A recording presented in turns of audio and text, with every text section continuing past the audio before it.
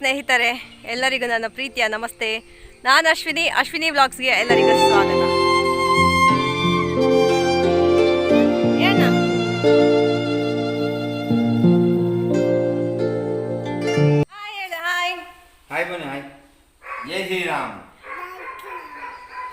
ಎಲ್ಲರೂ ಕೂಡ ಆರೋಗ್ಯವಾಗಿದ್ದೀರಿ, ಖುಷಿಯಾಗಿದ್ದೀರಿ ಅಂತ ಅಂದ್ಕೊಂಡಿದ್ದೇನೆ. ಹಾಗೆ ಇವತ್ತು ನಡೆಯುವಂತಹ ಉಪನಯನ ಫಂಕ್ಷನ್ಗೆ ನಿಮ್ಮನ್ನೆಲ್ಲರನ್ನು ಕರ್ಕೊಂಡು ಹೋಗ್ತಾ ಇದ್ದೇನೆ. ಬನ್ನಿ ಹೋಗುವ. ಫ್ರೆಂಡ್ಸ್ ನೋಡಿ, ಇಲ್ಲಿ ಯಾರೆಲ್ಲ ಇದ್ದಾರೆ ಇವತ್ತು ನಮ್ಮ ಮನೆಯಲ್ಲಿ. ಇದು ನನ್ನ ತಮ್ಮ, ನನ್ನ ಚಿಕ್ಕಮ್ಮನ ಮಗ ವಿಕ್ರಮ್ ರಾವ್. ಇವರು ಬೆಂಗಳೂರಲ್ಲಿ ಇರೋದು. ಇವತ್ತು ಉಪನಯನ ಕಾರ್ಯಕ್ರಮಕ್ಕೆ ಅಂತ ನಮ್ಮ ಮನೆಗೆ ಬಂದಿದ್ದಾರೆ. ಸೊ ನಾವೆಲ್ಲರೂ ಜೊತೆಯಾಗಿ ಹೋಗ್ತಾ ಇದ್ದೇವೆ. ಫ್ರೆಂಡ್ಸ್ ಇಲ್ಲಿ ನೋಡಿ, ಇದು ನನ್ನ ಚಿಕ್ಕಪ್ಪ. ನಿನ್ನೆ ನೋಡಿದ್ರಲ್ಲ ನಾಸಿಕ್ನ ಹುಲಿ, ನಾಸಿಕ್ ರಾಜ. ನೋಡಿ ನನ್ನ ಚಿಕ್ಕಪ್ಪನ ಗೆಟಪ್ ಹೇಗೆ ಉಂಟು, ಮದುಮಗನಾಗಿ ರೆಡಿಯಾಗಿದ್ದಾರೆ. ಇಲ್ಲಿ ನೋಡಿ, ಇವರು ನನ್ನ ಚಿಕ್ಕಮ್ಮ ನಾಸಿಕ್ ರಾಣಿ. ಇದು ನಮ್ಮ ಪುಲ್ಲಿ.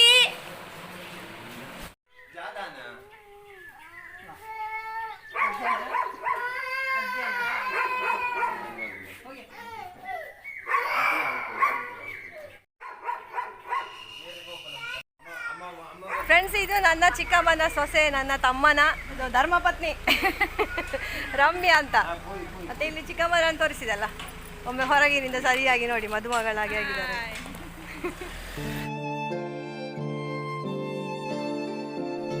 ಫ್ರೆಂಡ್ಸ್, ಇಲ್ಲಿ ಬೆಳಗಿನ ಉಪಹಾರಕ್ಕೆ ನೋಡಿ, ಕಟ್ಲೆಟ್, ಗೆಣಸೆಲೆ, ಹಲ್ವಾ ಮತ್ತೆ ಮಸಾಲೆ ದೋಸೆ. ವಾವ್, ಸೂಪರ್ ಇತ್ತಾಯ್ತಾ? ಸೂಪರ್ ಅಂದರೆ ಸೂಪರ್ ಇತ್ತು. ಬಾಳೆಹಣ್ಣಿನ ಹಲ್ವಾ ಅಂತೂ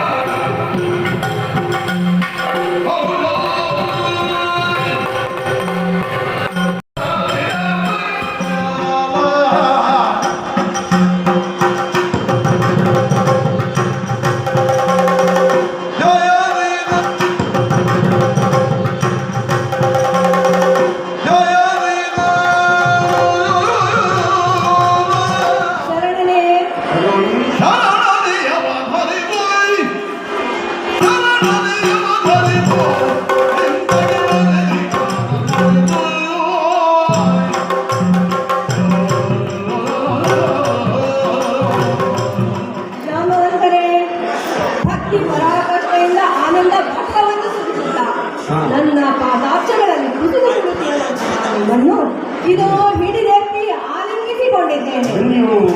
28 ದಿನಗಳ ನಿರಂತರ ಹೋರಾಟದಿಂದ ದೇಹವನ್ನು ಈ ನನ್ನ ಹಸ್ತಗಳಿಂದ ನೇವರಿಸಿ ನಿಮ್ಮ ಆಯಾಸವನ್ನು ಪರಿಹರಿಸಿದ್ದೇನೆ.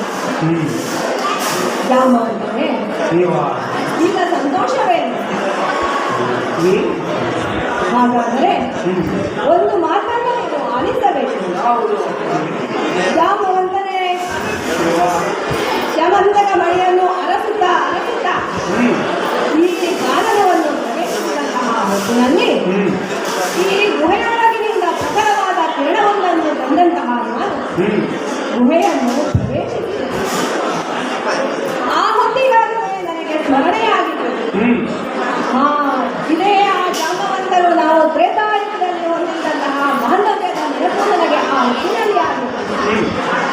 ಅಂದು ತ್ರೇತಾಯುಗದಲ್ಲಿ ಶ್ರೀರಾಮ ನಿರ್ಯಾಣದ ಸಂದರ್ಭದಲ್ಲಿ ಸರೆಯುವ ನದಿಯಲ್ಲಿ ನಾನು ಜಾಮವಂತರೇ, ಆ ಹೊತ್ತಿನಲ್ಲಿ ಕಣ್ಣೀರು ಬಿಡುತ್ತಾ ಶ್ರೀರಾಮ ಶ್ರೀರಾಮ ನೀನಿಲ್ಲದೆ ಈ ಭೂಮಿಯಲ್ಲಿ ನಮಗೇನು ಕೆಲಸ, ನಮಗೂ ಮೋಕ್ಷವನ್ನು ಕರುಣಿಸು, ನಮ್ಮನ್ನು ನಿನ್ನ ಜೊತೆಗೆ ಕರೆದುಕೊಂಡು ಹೋಗು.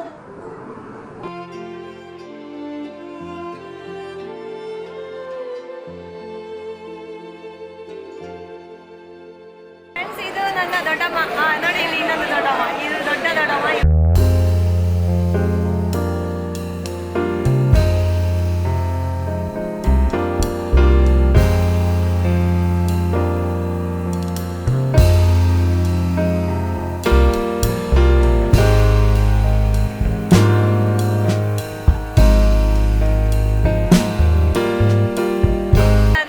ನಮ್ಮ ಫ್ಯಾಮಿಲಿಯಲ್ಲಿ ಹಿರಿಯರು ನಮಗೆ ಸದಾ ಕಾಲ ಸಹ ಒಂದು ಇವರ ಆಶೀರ್ವಾದ ರಕ್ಷೆಯಾಗಿ ನಮ್ಮನ್ನು ಕಾಪಾಡೋದು. ದೊಡ್ಡಪ್ಪ, ದೊಡ್ಡಮ್ಮ, ಮತ್ತೆ ದೊಡ್ಡಮ್ಮನ ಮಗಳು ನನ್ನ ಅಕ್ಕ.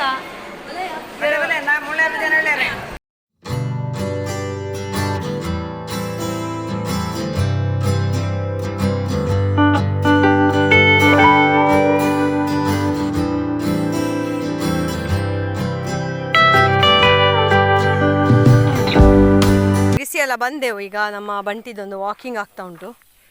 ಇಲ್ಲಿ ಕೊಪ್ಪರ ಎಲ್ಲ ಉಂಟು ತೆಗಿಲಿಕ್ಕೆ. ಅವೆಂಜಿನ ಇಲ್ಲಿ ಒಂದು ನೀರು ಬಿಡುವ ಒಂದು ಗೌಜಿ ನಡೀತಾ ಉಂಟು. ನಾನು ನೀರು ಬಿಡ್ಲಿಕ್ಕೆ ಹೋಗಿ ಒದ್ದೆ ಆಗಿ ಈಚೆ ಬಂದಾಯಿತು. ಈಗ ನನ್ನ ಹಸ್ಬೆಂಡ್ ಅವರಿಗೆ ಇದು ಜಳಕ. ನಾನು ಡ್ರೆಸ್ ಚೇಂಜ್ ಮಾಡಿ ಎಲ್ಲ ಬಂದದ್ದು. ಈಗ ಫುಲ್ ಚಂಡಿ ನಾನು. ಇವನಿಗೆ ನಿನ್ನೆ ನಾನು ಒಂದು ಇದು ಕೊಟ್ಟದಾಯ್ತಾ ತಿನ್ನಲಿಕ್ಕೆ ಕೊಪ್ಪರ. ಅವ ಅದನ್ನು ಅರ್ಧ ತುಂಡು ಮಾಡಿ 2 ತುಂಡಲ್ಲಿ ನುಂಗಿದ್ದಾನೆ ಮಂಗಣ್ಣ. ಸೊ ಫ್ರೆಂಡ್ಸ್, ಉಪನಯನದ ಗೌಜಿ ಎಲ್ಲ ಆಯಿತು. ನನಗೆ ಅಲ್ಲಿ ವ್ಲಾಗ್ ನಿಜವಾಗಿ ಹೇಳಬೇಕಾದ್ರೆ ಸ್ಯಾಟಿಸ್ಫ್ಯಾಕ್ಟರಿ ವ್ಲಾಗಿಂಗ್ ನನಗೆ ಮಾಡಲಿಕ್ಕೆ ಆಗಲಿಲ್ಲ. ಹಾಗೆ ಆ್ಯಕ್ಚುಲಿ ವಿಷಯ ಎಂತಾಯ್ತು ಹೇಳಿದರೆ, ನಾವು ಗೆಟ್ ಟುಗೆದರ್ ಫಂಕ್ಷನಿಗೆ ಹೋಗಿದ್ದೇವಲ್ಲ, ಅಲ್ಲಿ ನನ್ನ ಅಣ್ಣ ಹೇಳಿದ, ನಾಳೆ ತಾಳಮದ್ದಳೆ ಉಂಟು, ನೀನು ಅರ್ಥ ಹೇಳ್ತೀಯ ಅಂತ. ನನಗೆ ಭಯಂಕರ ಖುಷಿ ಆಯಿತು ಮಾರೆ. ಅಪರೂಪಕ್ಕೆ ಸಿಕ್ಕಿದ ಅವಕಾಶವನ್ನು ಬಿಡುವುದು ಯಾಕೆ ಅಂತ ಹೇಳಿ ನಾನು ಎಂತ ಏನು ಅಂತ ಗೊತ್ತಿಲ್ಲದೆ ಒಪ್ಪಿಕೊಂಡೇ ಬಿಟ್ಟೆ ನಾನು. ನಾಳೆಗೆ ಅಂದರೆ ನೆಕ್ಸ್ಟ್ ಡೇಗೆ ನನಗೆ ರೆಡಿ ಆಗಬೇಕಿತ್ತು. ನಾವು ಅಲ್ಲೆಲ್ಲ ಮುಗಿಸಿ ಇಲ್ಲಿಗೆ ಬಂದು ನಾನು ಪ್ರಿಪೇರ್ ಆಗಬೇಕಿತ್ತು. ಮತ್ತೆ ಕೇಳಿದೆ ಆಯಿತು ಅಂತ ಹೇಳಿದ ಮೇಲೆ ಎಂಥ ಪ್ರಸಂಗ ಅಂತ. ಶ್ರೀರಾಮ ದರ್ಶನ ಹೇಳಿದ. ನಾನು ಆ ಕತೆ ಅಲ್ಲಿವರೆಗೆ ನೋಡಲೂ ಇಲ್ಲ, ಕೇಳಲೂ ಇಲ್ಲ.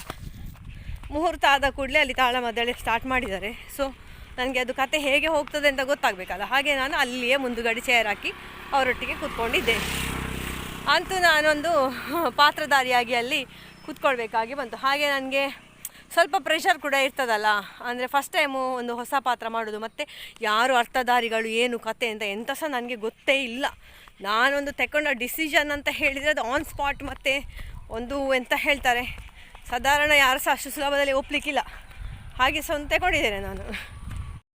ಅದು ಒಪ್ಪಿಕೊಂಡ ಮೇಲೆ ಸರಿಯಾಗಿ ಪ್ರಸ್ತುತಪಡಿಸುವುದು ನನ್ನ ಆದ್ಯ ಕರ್ತವ್ಯ ಅಂತ ಎಣಿಸಿ ವ್ಲಾಗಿಂಗ್ನ ಬಗ್ಗೆ ಜಾಸ್ತಿ ನಾನು ಕಾನ್ಸಂಟ್ರೇಷನ್ ಮಾಡಲಿಕ್ಕೆ ಹೋಗದೆ ಅಲ್ಲೇ ನಾನು ಕೂತ್ಕೊಂಡು ಅವರೆಲ್ಲ ಯಾವ ಯಾವ ರೀತಿ ಮಾತಾಡ್ತಾರೆ ಏನೆಲ್ಲ ವಿಷಯ ಅಂತ ನಮಗೆ ಸಹ ಬೇಕಲ್ಲ, ಸ್ವಲ್ಪ ಅಲ್ಲಿ ನೈಜತೆ ಕೊಡಬೇಕು ಮತ್ತು ಜೀವ ತುಂಬಬೇಕು ಪಾತ್ರಕ್ಕೆ ಅಂತ ಹೇಳಿ ನಾನು ಅಲ್ಲೇ ಇದ್ದೆ. ಹಾಗೆ ಅಲ್ಲಿ ಎಲ್ಲ ಸಹ ಬಂದು ನನ್ನ ಹಸ್ಬೆಂಡ್ ಹತ್ರ ಎಲ್ಲ ಕೇಳೋದಂತೆ, ಅಶ್ವಿನಿಲ್ಲ ಅಂತ. ಅವರಿಗೆ ಅದೊಂದು ಟೆನ್ಷನ್. ಮತ್ತು ಇನ್ನೊಂದೆಂತ ಹೇಳಿದರೆ ಅವರಿಗೆ ತುಂಬ ಟೆನ್ಷನ್ ಆಗ್ತಾಯಿತ್ತು, ನನಗೆ ಆಗ್ತದಾ ಇಲ್ವೋ ಅಂತ ಹೇಳಿ. ಹಾಗೆ ಅಂತೂ ಸಕ್ಸಸ್ಫುಲ್ಲಾಗಿ ಅದೊಂದಾಯಿತು ನನ್ನ ಕೆಲಸ. ಆಮೇಲೆ ಅಂತ ಹೇಳಿದರೆ ಅದೇ ನನ್ನ ತಂಗಿಯ ಮಗಳು ಭಾವ ಎಲ್ಲ ಬಂದಿದ್ರಾಯ್ತಾ, ಅವರನ್ನೊಂದು ಇಂಟ್ರೊಡ್ಯೂಸ್ ನಿಮಗೆ ಸರಿಯಾಗಿ ಮಾಡಲಿಕ್ಕೆ ಆಗಲಿಲ್ಲ. ಇನ್ನೊಂದು ದಿವಸ ಅವರು ಸಿಗುವಾಗ ಅವ್ರದ್ದು ಫೇಸ್ ರಿವೀಲ್ ಮಾಡುವ ಅಂತ ಹೇಳಿ ನನ್ನ ತಂಗಿಯ ಗಂಡ ಮತ್ತು ಮಗಳು ಮತ್ತು ಮಗ ಬಂದಿರಲಿಲ್ಲ. ಹಾಗೆ ನಾನು ಯಾಕೆ ಅವರನ್ನು ವಿಡಿಯೋದಲ್ಲಿ ತೋರಿಸುವುದಿಲ್ಲ ಅಂತ ಇರೋದಕ್ಕೆ ಇದುವೇ ಒಂದು ಕಾರಣ. ಹಾಗೆ ಇವತ್ತಿನ ಈ ಫಂಕ್ಷನ್ನ ವ್ಲಾಗಿಂಗ್ ಸ್ವಲ್ಪ ನಿಮಗೆ ಸಪ್ಪೆ ಅಂತ ಅನಿಸ್ಬೋದು, ಅದಕ್ಕೆ ಸ್ವಲ್ಪ ಬೇಜಾರು ಮಾಡಬೇಡಿ.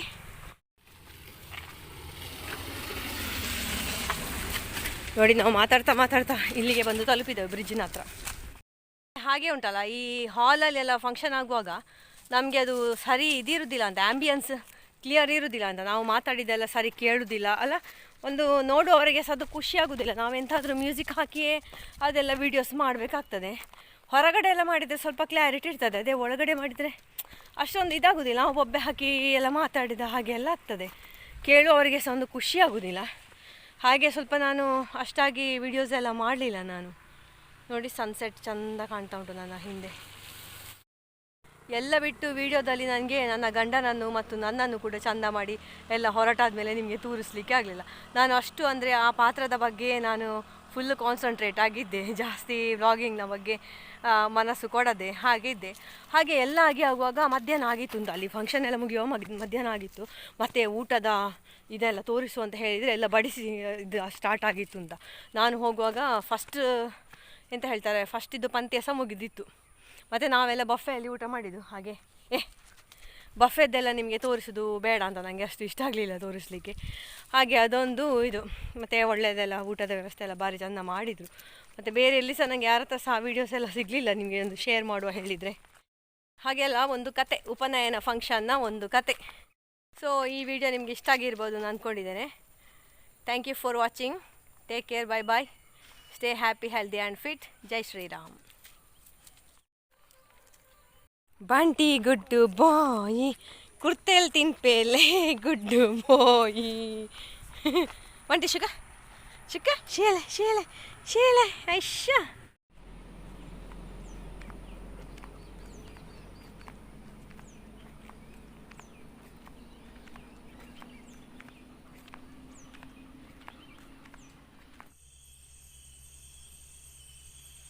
ಇಲ್ಲಿ ಇಬ್ಬರು ನನ್ನ ದೋಸ್ತಿಗಳು ನೋಡಿ ಅಂತೆ.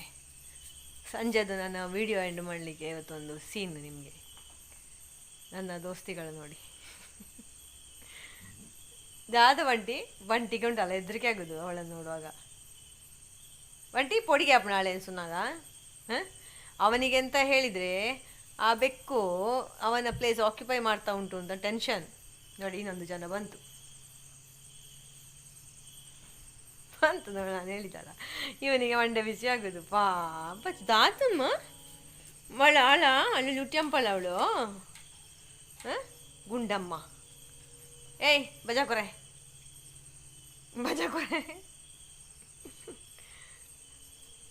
ಜಾಯ್ತು ಈಗ ಬಂಟಿಗೆ ಜಾಯ್ ಉಪದ್ರಂಪುಣ 2 ಜನಲ ಈ ಜಾದಮ್ಮ ಈ ಪೊಡಿ ಬರಲ್ಲ ಅಕ್ಲ ಹಾಕುವರ ಇಂಕ ಬಂಟಿ ಬಾಬಾಗ ಅಕ್ಲ ಹಾಕುವೇರಾ ಅಂದ ಬಂಟಿ.